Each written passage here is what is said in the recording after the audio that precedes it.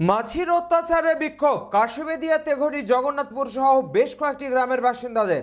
বাঁকুড়া জেলার কাশিমেদিয়া তেঘড়ি জগন্নাথপুর পাড়িয়াশোল জামবেদিয়া 5 গ্রাম একজোট হয়ে মাছির জ্বালায় অতিষ্ঠ হয়ে প্রতিবাদে জ্বলে উঠল। দিনের পর দিন ঘুম থেকে উঠে রাতের খাবার খাওয়া সবকিছুতেই মাছির মিছিল। সেই মাছির উপদ্রব নিয়ে বিক্ষোভকারী এলাকাবাসীদের অভিযোগ, গ্রামের বড় পোলট্রি ফার্মের দিকে ঘরেই বসে ভাত খেতে পারি না, এক থালা ভাতে 5টা মাছি পড়ে যায়। পোলট্রির লোকেরা শুধু টাকা গোনে, এইসব নিয়ে তাদের কোনো মাথা ব্যথা নেই। এভাবে আর কতদিন?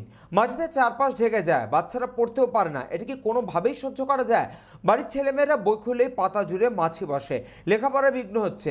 ফার্মে নিয়মিত পরিষ্কার জীবাণুনাশক স্প্রে ও বজ্র অপসারণ করার দাবি জানান বিক্ষোভকারীরা।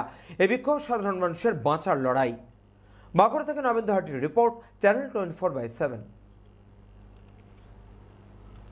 এবং ভালো লোক কিছু আমাদের গ্রামে আসছে না, যে এত মাছি আর ডায়রিয়া, নানা রকমের জ্বর হচ্ছে, শরীর খারাপ হচ্ছে, সব ছেলেপুলা শরীর খারাপ।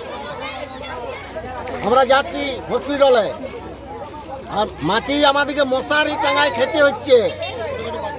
আমাদের ছোট ছোট বাচ্চাগুলা সব মশারির তলে সন্ধ্যাবেলায় আমরা মানে দুপুরে যে একটুকু ঘুমাবো, রেস্ট নেবো, আমাদের মাছি মশা তাড়ানোর জন্য সরকার কি করছে?